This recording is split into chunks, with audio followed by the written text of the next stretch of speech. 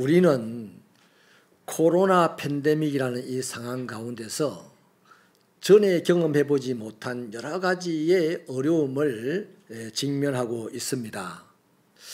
이러한 때 특이하고도 두드러지게 나타나는 사회 현상이 하나 있는데요. 그게 전 국민적으로 SNS와 유튜브에 열광을 한다는 것입니다. 솔직히 SNS와 유튜브는 대체로 자기적으로 만들어진 것이고 자신만의 필요에 의해서 만들어지는 것인데 거의 대부분이 가짜입니다. 근데 놀라운 것은 뻔히 가짜인 줄 알면서도 또 자기적인 것인 줄 알면서도 전 국민적으로 이 SNS와 유튜브에 열광을 한다는 것이죠. 왜 그럴까요? 어떤 사회학자는 이것에 대하여서 정부와 언론 또 기존 질서들에 대한 반감의 표출이다 이렇게 정리를 하던데 저도 일정 부분 동의합니다. 그래서요 지금 이 시대에 이러한 현상이 이전과 또 다른 형태의 반정부, 반언론, 반기득권 저항이라는 것이죠. 그래서 이 사람들은 가짜 뉴스를 할지라도 상관없어요. 자기 상대방을 더 자극적으로 공격할 수 있다면 얼마든지 가짜 뉴스도 진짜인 것처럼 말하고 가짜가 밝혀졌음에도 불구하고 죄송합니다라고 하지도 않습니다. 여전히 진짜인 것처럼 말하고 다니죠. 아무 꺼림이 없이 사용을 한다는 것입니다.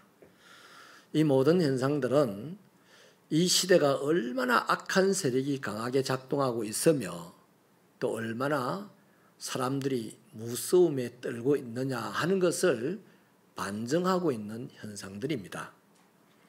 그러면서 저는 목회자로서 또 하나의 현상을 발견하는데요. 뭐냐 하면 세상 대부분의 사람들이 교회를 욕한다는 것입니다. 이 팬데믹 상황하고 교회하고 관련을 지어서 교회를 비난하고 있다는 점이죠.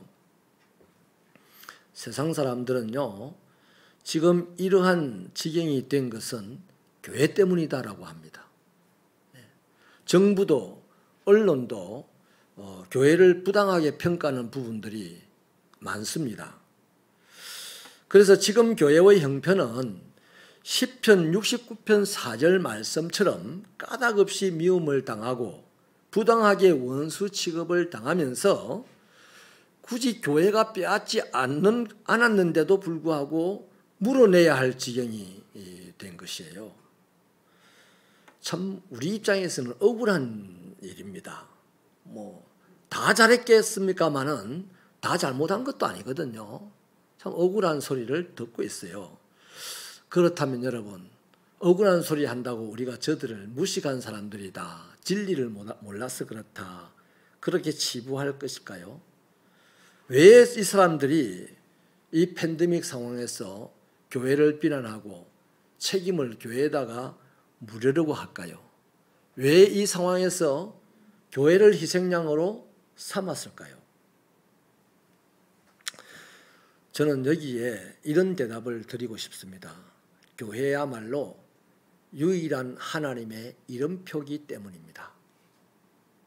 교회는 하나님의 이름표예요. 여러분, 그러니까 사람들은요, 교회를 통하여서 하나님이 나타나기를 원합니다. 또 교회가 하나님이 원하시는 일들을, 성경이 말하는 일들을 하기를 원해요. 그런데 여태까지 한국에 기독교가 들어오고 난 이후로 예수 믿으라 교회 다니라는 소리를 끊임없이 지금 100년, 200년이 가도록 들어왔는데 듣고 교회를 안 나오면서 교회를 가만히 봤어요. 예수 믿는 사람들 가만히 보니까 예수 믿는 사람들 교회들에서 하나님이 안 보여. 또 예수 믿는 사람들이 하는 일, 교회가 하는 일들을 가만 보니까 성경이 굳이 말하는 그런 일이 아니더라는 겁니다. 자신들이 객관적으로 판단을 해보니까 그렇더라는 거예요. 그래서 이런 어려움이 일어난 것들은 너희가 그리스도인답지 않게 살았고 교회가 곧 교회답지 않게 살았기 때문에 이런 일이 일어난 것이야. 이 바보들아. 라고 지금 하는 소리가 교회를 욕하는 소리다 이 말이에요. 오늘 목사님이 오늘 교회를 왜 이렇게 두드려 까지? 이렇게 들으면 안 돼요. 예를 들어볼게요. 누군가 텔레비전 홈쇼핑을 보다가 아주 기가 막힌 물건이 마음에 드는 게 있어서 샀어요. 배달이 왔죠. 그 물건을 떠서 기분 좋게 하루를 쓰는데 다음 날 그 물건이 고장이 나버렸어. 그러면 이 고객은 틀림없이 고객센터에 항의 전화를 할 겁니다. 천사처럼 전화 안 할 거예요. 자기의 불편한 감정을 좀 더 업시켜서 막 상담 원한테 컴플레인을 막 걸 겁니다. 자, 그랬을 때 그 컴플레인을 받은 상담원이 대답하기를, 여보세요? 당신이 내한테 그 물건 샀어요? 내가 당신 물건 고장냈어요? 이 더운 날에 기분 나쁘게 그런 전화를 해요. 내가 수리센터로 연결해 드릴 테니까 그쪽에다가 컴플레인 하세요. 이렇게 응대를 했습니다. 그 상담원의 응대한 말 중에 틀린 말이 있습니까? 하나도 없어요. 다 맞는 말이에요. 자, 그 말을 들은 상담원에게 그 말을 들은 이 컴플레인을 하던 고객이 당신 말 맞습니다. 죄송합니다. 제가 앞으로 안 그럴게요. 이러겠어요? 그 사람의 마음 안에는 다시는 이 회사 물건 사고 싶은 마음이 다 사라지고 없을 것입니다. 여러분, 회사가 왜 상담원을 월급 주고 고용을 하겠습니까? 고객들의 컴플레인에 대해서 좀 더 잘 대처해서 그 사람들의 마음을 잃지 않으려고 상담원을 고용하지 않았겠습니까? 그럼 상담원은 이렇게 대답을 해야 되겠죠. 와, 화가 나서 역정을 부리는 그 고객에게 그래요? 죄송합니다. 제가 이 수리센터로 바로 연결을 해드릴 테니까 즉시로 해결될 겁니다. 이렇게 해드려야만 마땅하지 않습니까? 자, 이런 차원에서요, 제가 질문을 드릴게요. 여러분, 하나님이 왜 예수님을 십자가에 못 박아서 죽게 하시고 저와 여러분을 구원하셨어요? 왜 하나님은 지금도 우리의 삶에 은혜를 베푸시고 계시죠? 하나님은 왜 이 땅에 피를 값주고 교회를 세우셨죠? 왜 그랬을까요? 아주 가난하고 배고픈 사람은 등 따시고 배부르게 살게 하려고요. 이렇게 대답을 할 거예요. 또 지옥 가기 싫은 사람은 천국 가게 하려고요. 이렇게 대답을 하고, 틀린 대답은 아닙니다. 그러나 그 대답을 들은 저 세상 사람들이 그 감동되겠습니까? 하나님은요, 그런 목적보다는 더 큰 목적, 유일한 목적이 있어요. 이 땅에 당신의 이름을 알리기 위해서. 이 땅에 당신의 이름을 만민들이 알고 만민들이 다 당신의 품에 돌아오게 하기 위해서 우리 한 사람을 구원하셨고 이 땅에 교회를 세우셨다는 겁니다. 그러면 세상이 오늘 교회를 보고 욕하면요, 따라하십시다. 죄송합니다. 따라하십시다. 죄송합니다. 곧 조처해 드릴게요. 그래야 됩니다. 그래야 우리를 구원하신 하나님이 맞다, 저 사람 말이 맞다는 거예요. 저 성도가 맞다는 거예요. 그런데 지금 바보들이 지옥 가려고 작정을 하고 우리를 비난한다 하고 이런 이제 해석을 하는 거죠. 여러분, 교회는 하나님의 뜻을 따라 세워져 가야 되고 활동을 해야 됩니다. 그리스도인 하나님의 뜻을 따라 신앙생활을 해야 됩니다. 자기 뜻 따라 신앙생활을 하면 언젠가는 다 떠나게 될 거고 최후에는 지옥 가게 될 거예요. 인정하시면 아멘 하십시다.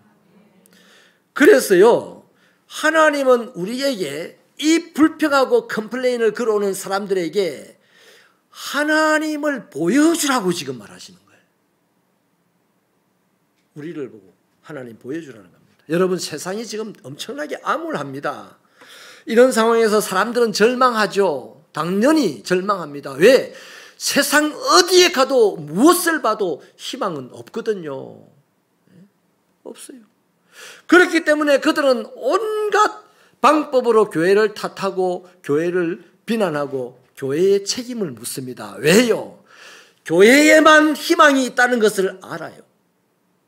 희망이라는 말은 교회만 사용하고 예수 믿는 사람만 사용한다는 것을 그들이 알아요. 그런데 왜 교회가 희망을 말하지 않고 왜 그리스도인들이 희망을 보여주지 않느냐? 그래서 교회에게 지금 책임을 묻고 교회를 향하여 비난을 한다 이 말이에요. 이해됩니까? 그러니까 교회는 좀 억울하기도 해요. 세상 사람들하고 똑같이 이 절망스러운 상황을 살아가기도 힘든데 세상 사람들이 또 교회를 보고 비난하고 예수 믿는 나를 비난하니 더 힘든 상황입니다. 이런 때에 성경은 그리스도인들을 보고 어떻게 하라고 말하냐? 힘드냐? 기다리라. 너희들 욕하는 저 세상을 내가 자근자근 밟아줄게. 이런 설교 많이 들었죠. 하나님 그렇게 자근자근 안 밟습니다. 하나님이 자근자근 밟기를 교회부터 밟는다는 것을 잊지 마시기를 바랍니다. 하나님이 이런 상황에서 교회에게 그리스도인에게 어떻게 해라고 말을 하는데요. 1절 말씀을 다시 한번 힘차게 읽어봐 주실래요? 시작.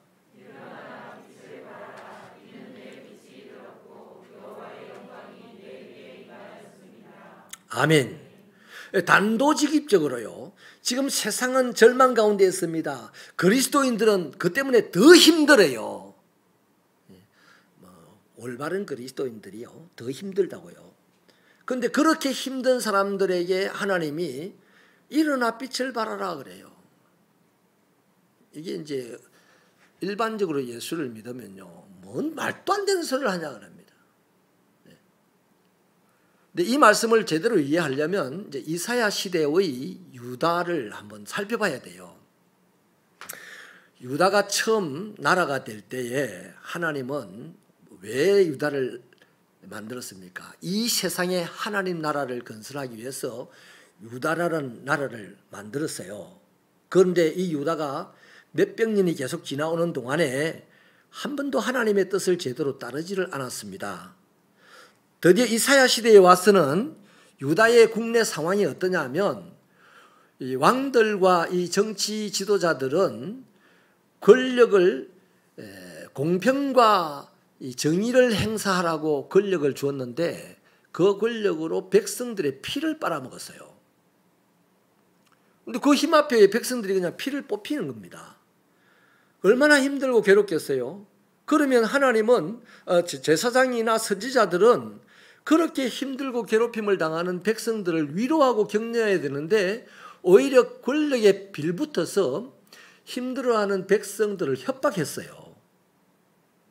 그러니까 백성들은 그 세월이 계속 진행되니까 백성들이 어떻게 했습니까? 하나님을 믿겠어요?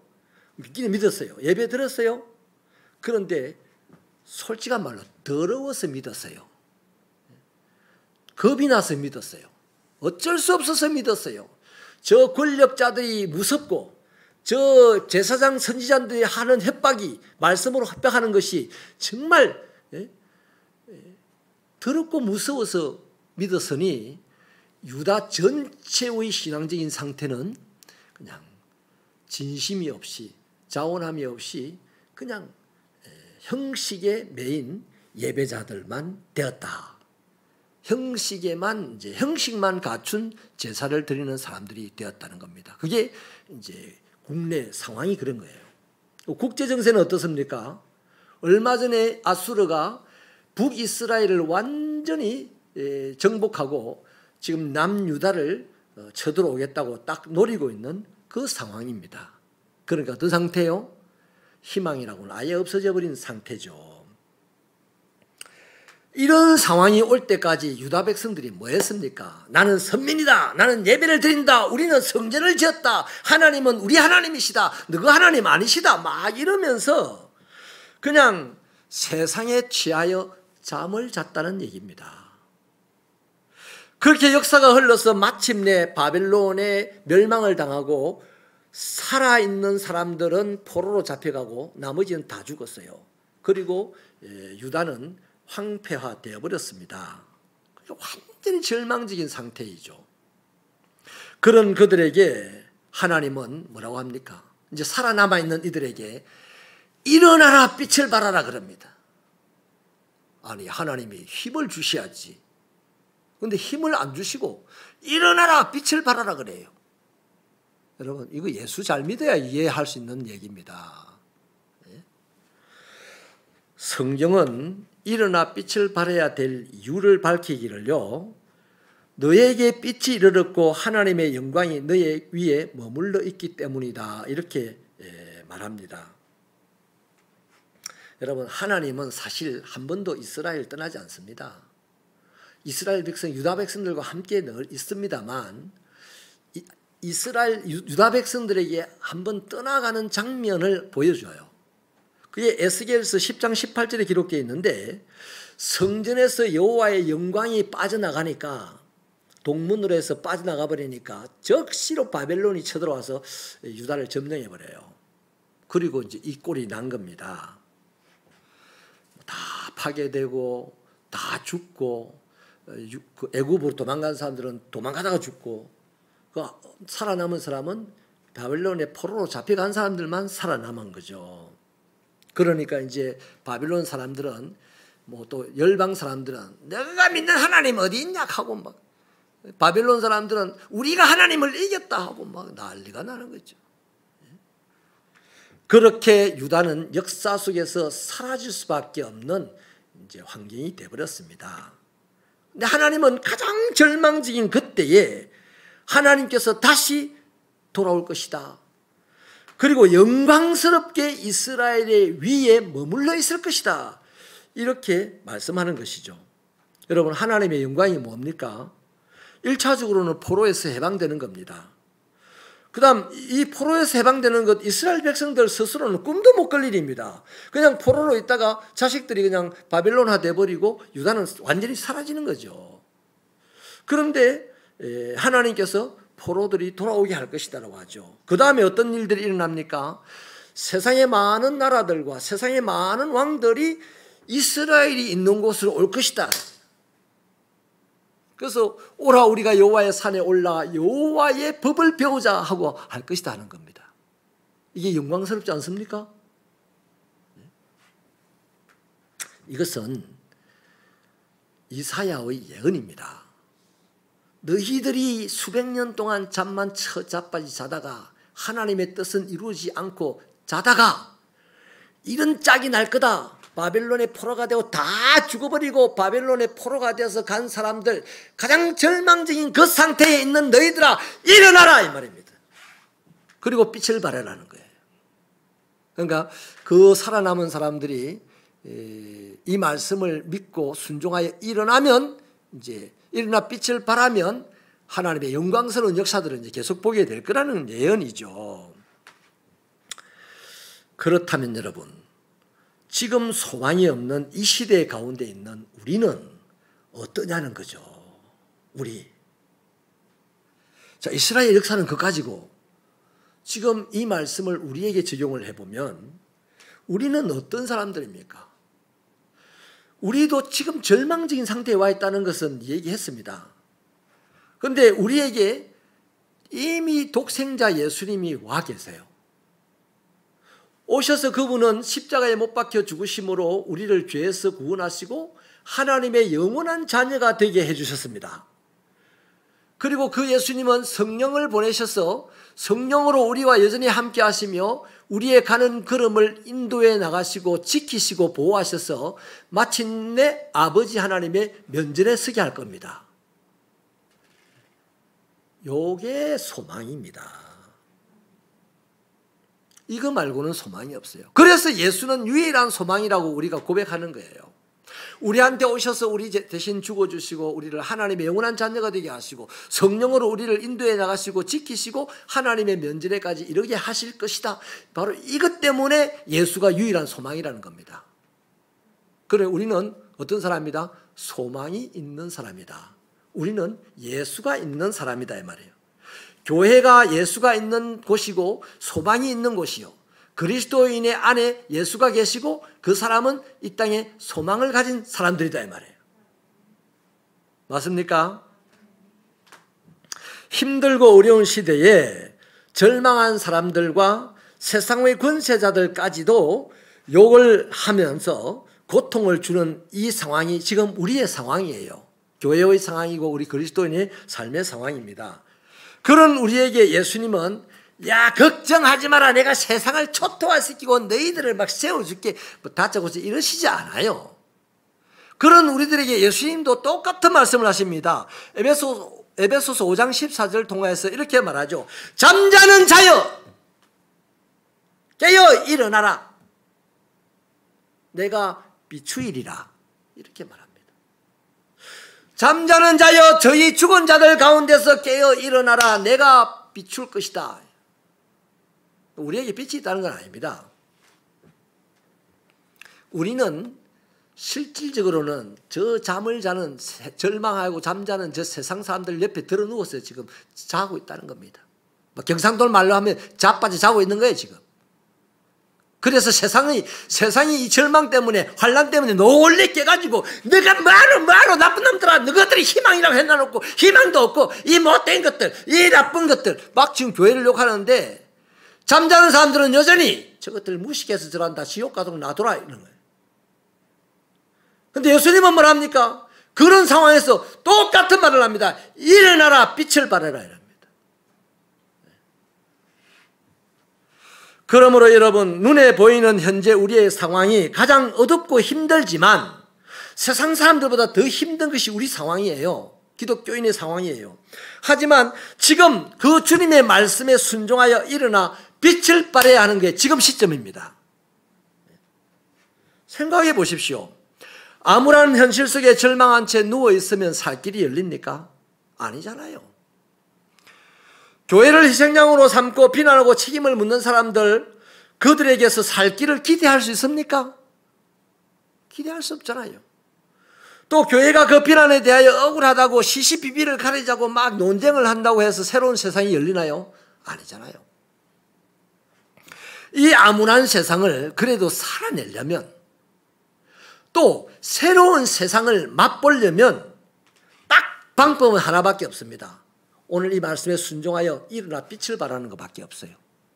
그거 말고는 없어요.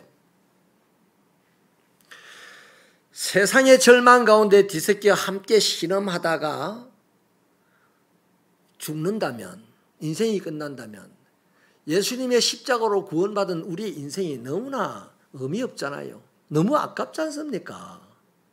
그래서 이 절망 가운데 신음하는 어리석은 기독교인들 다 놔두고 우리는 지혜로워서 이 절망 가운데서 신음하는 것을 멈추고 일어나서 이제 빛을 발하자는 겁니다. 할렐루야! 도전이에요. 여기서 빛을 비춘다는 것은 무슨 뜻입니까? 뭐 후라시 비추라는 겁니까? 그것도 뭐 후라시를 가지고 있는 사람이 캄캄한 어둠이 왔을 때 그 후라시 안 비추면요 주변 사람들한테 죄 짓는 겁니다. 그렇잖아요. 내가 후라시만 비춰줬으면 그 사람이 낭떠러지 안 떨어질 텐데 후라시를 갖고 있으면서도 후라시를 안 비춰줬어요. 그거 누가 죽었어요. 그것 때문에 낭떠러지 떨어졌어요. 그 후라시 가진 사람이 죄죠. 네? 이런 저 똑같습니다. 우리가 예수 그리스도를 가졌어요. 네? 우리가 희망을 가졌어요. 교회가 빛을 가졌어요. 근데 세상이 절망합니다. 교회가 세상에 희망을 안 주면 그 교회는 죄 짓는 교회입니다. 내가 세상에 빛을 비추지 않으면 그리스도인 내가 죄 짓는 거라고요. 하나님이 그 죄를 우리에게서 물을 겁니다. 예수님은 요한복음 8장 12절에서 내가 세상에 있는 동안 세상의 빛이라 그랬습니다. 그리고 산상보훈에서 예수님이 뭐라고 합니까? 너희는 세상의 빛이라 그랬죠. 그렇게 말씀하면서 이어서 말하기를 이같이 너희 빛이 사람 앞에 비치게 하여 그들로 너희 착한 행실을 보고 하늘에 계신 너희 아버지께 영광을 돌리게 해라 그랬습니다. 이 말씀을 종합해 보면 지금까지 너희는 생각만 갖고 예수 믿었다, 입만 갖고 예수 믿었다 이 말입니다. 그게 죽은 자들 옆에서 잔다는 얘기입니다. 입으로 예수 많이 했어요. 세상이 자꾸 시끄럽다 했잖아요. 생각만 가지고 예수 많이 했어요. 그래서 우울증 환자도 많이 나와요. 교회 안에서. 그게 사망의 죽은 자들 곁에서 잠자고 있다는 얘기입니다. 이제 그러지 말라는 겁니다. 입으로 예수 믿지 말고 생각으로 예수 믿지 말고 이제 일어나라는 겁니다. 빛을 비추라는 겁니다. 그 빛이 뭡니까? 예수입니다. 예수. 내 안에 있는 예수가 드러나게 하라는 겁니다. 그게 뭐겠습니까? 예수님은 이 세상에 오셔서 사는 동안 그의 삶으로 하나님을 보여주었어요. 사람들이, 제자들이 예수님의 삶을 보고 해석하기를 하나님은 사랑이다 이렇게 해석했습니다. 예수님은 자기 입으로 하나님이 사랑이다 막 이렇게 안 했어요. 말 안 하고 그냥 살았어요. 사람들을 사랑하며 살았어요. 그랬더니 제자들이 그걸 보고 하나님은 사랑이구나. 뭔 말입니까? 예수님이 자신의 삶으로 하나님을 보여줬다는 겁니다. 하나님이 사랑이라는 걸 보여줬단 말이죠. 그러므로 오늘 저와 여러분도 예수님을 이 땅에 보여주는 신앙생활을 해야 됩니다. 그게 뭡니까? 피차 사랑하며 사는 거예요. 쉽지는 않습니다. 참 힘든 일이에요. 그러나 힘들어도 그리스도인은 그렇게 살아야 되는 거예요. 힘들수록 사랑하며 살아야 되는 거예요. 그럴 때 세상 사람들은 이렇게 하죠. 바보들 아니야? 저래 갖고 살겠어? 저래 갖고 살아남겠어? 이렇게 욕을 하다가 어느 날 나는 바보 취급하여도 그 사람이 예수님을 만나게 돼요. 예수님을 알게 돼요. 그래서 예수님께 와가지고 영광을 돌립니다. 그리고 우리와 함께 하나님의 나라를 건설하는 사람이 되는 것이죠. 할렐루야! 할렐루야! 바울은 빌립보서 2장 13절로 15절에서요. 너희 안에서 행하시는 이는 하나님이시다. 그러니 자기의 기쁘신 뜻을 위하여 너희에게 소원을 두고 행하게 하신다. 그러므로 모든 일을 원망과 시비가 없이 하라. 힘들다 하지 말고 빛을 발하라 이 말입니다. 착한 행실이라고 그래요. 착한 행실 그게. 그래서 너희가 흠이 없고 순전하여 어그러지고 거스르는 세대 가운데 하나님의 흠없는 자녀로 세상에서 그들 가운데 빛들로 나타나게 하려 합니다. 이렇게 말해요. 그러니까 힘들고 괴롭고 세상에 아우성을 칠 때 틀림없이 교회를 보고 욕할 거다. 틀림없이 예수 믿는 너를 보고 욕할 거다. 왜? 너도 나를 드러내고 살지 않으냐고 자꾸 니를 드러내고 살았기 때문에. 말씀과 기도로 예수님을 닮아가지고 예수님의 사랑을 행하면서 살지 아니하고 네 자신을 드러내고 니를 높이려고 노력하면서 살아왔기 때문에 너를 통하여서 지금까지 나를 본 사람이 아무도 없으니 당연히 예수 믿는다고 하는 니를 욕하고 예수 일한다고 하는 교회를 보고 욕할 것이다. 그렇게 힘들 때에도 다시 정신 차리고 일어나서 이제 내가 살아간 것처럼 살아봐라. 사랑하며 살아봐라. 그러면 사람들이 나를 보게 되고 하나님께 영광을 돌리게 될 거다. 이 말씀입니다. 여러분 말씀을 마치겠습니다. 밥이 없으면 40일 후부터 어느 순간 죽어요. 밥을 못 먹으면. 물이 없으면 4일이 지나고부터 어느 순간에 죽어요. 희망이 없으면 4초가 지나고 어느 순간 죽어요. 오늘 이 세상에 지금 세상이 교회를 욕하는 것은 세상에 희망이 없다는 겁니다. 세상이 교회를 보고 교회에도 희망하더니 희망이 없네? 이 말입니다. 그럼 희망이 없는 시대이기 때문에 이 세상은 4초 후에 다 날아가고 없어도 할 말이 없는 때가 됐어요. 그만큼 마지막 때가 가까웠다는 겁니다. 이 마지막 때 가장 힘들게 있는 저와 여러분들이 어떻게 하라? 일어나라는 얘기입니다. 방법은 예수님 닮아서 사랑하며 살아라는 겁니다. 왜? 예수만 희망이기 때문이죠. 그러므로 예수 믿는 사람들이요, 세상이 나를 보고 욕한다고 세상하고 등지고 살면 안 돼요. 한 번 더 따라합시다. 죄송합니다. 곧 조치를 취해드리겠습니다. 그래야 돼. 곧 조치를 취해드리는 게 이제 예수 닮아서 사랑하며 사는 게 조치를 취해주는 거예요. 세상 살리는 길이다 이 말이에요. 할렐루야. 그래서 우리는 이 시간에 말씀을 듣고 세상의 한복판에 들어가야 됩니다. 어둠의 한복판에 들어가야 됩니다. 절망의 한복판에 들어가야 됩니다. 거기서 희망이 되어야 되고 거기서 빛이 되어야 되고 거기서 예수의 사랑의 냄새가 되어야 되는 거예요. 지금 다 그래야 될 상황입니다. 오늘 우리나라의 상황이.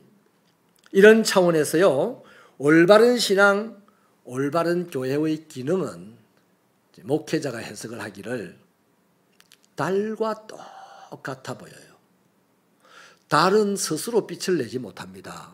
반드시 햇빛을 받아서 반사합니다. 근데 달이요, 햇빛을 다 반사하는 건 아닙니다. 자기에게 주어진 시간에 주어진 빛만 반사해야 돼요. 반사할 수밖에 없어요. 굳이 또 햇빛처럼 다 반사할 필요도 없어요. 자기가 반사할 만큼만 반사해도요, 세상에 좋은 일이 일어납니다. 달밤에 나와서 체조하는 사람도 있고요. 또 달밤에 그냥 춤을 추고 노는 사람도 있고 노래 부르는 사람도 있어요. 근데 캄캄한 밤에 춤추는 사람이 있습니까? 있으면 귀신 나왔다 그래. 그 다른 빛을 반사만 해도 좋은 일이 나요. 우리도 똑같습니다. 저와 여러분이 빛이 없어. 예수님이 빛이야. 근데 우리는 예수님의 빛을 받아요. 일어나기만 하면. 그리고 예수님을 닮아서 사랑을 나누고 살면 예수의 빛이 온 세상에 드러나 내 이 썩어질 몸에서. 할렐루야. 그러면 사람들이 나를 보고는 욕하다가 나를 보고는 비웃다가 어느 날 예수를 발견해요. 그리고 나보다 더 예수 잘 믿는 사람이 되는 거예요. 얼마나 멋있습니까? 사랑하는 여러분, 이처럼 교회는 밤 같은 세상에 등불을 빛이 되어야 되는 거예요. 등불은 등불인데요, 안에 불이 없으면 그 등불이 사람들 다치게 합니다. 지나가다가 사람이 툭 차면 그 유리가 깨어지면 사람 발 찌르잖아요. 마찬가지입니다. 교회가 빛을 내지 아니하면, 그리스도인이 빛을 내지 아니하면 그 교회, 그 그리스도인이 세상을 망하게 하는 사람입니다. 망하게 하는 기관입니다.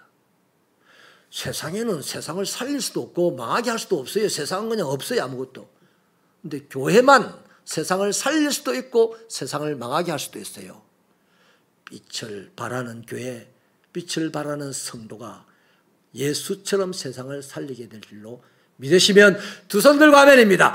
아멘! 기도하십시다. 하나님, 우리의 신앙이 올바르게 하여 주옵소서. 예수 닮아가는 신앙이 되게 하여 주옵소서. 예수를 닮고자 노력하며 사랑하는 신앙생활이 되게 하여 주옵소서. 반드시 세상 사람들은 우리를 조롱하고 비웃겠지만 어느 날 그런 우리 때문에 예수 만나고 예수께 영광 돌리는 역사가 일어나고 하나님 나라가 세워지고 온 세상이 행복한 세상, 살만한 세상이 될 줄로 믿습니다. 이런 신앙생활로 무장하는 새벽교회 성도들이 되게 하여 주옵소서. 예수님 이름으로 기도하옵나이다. 아멘.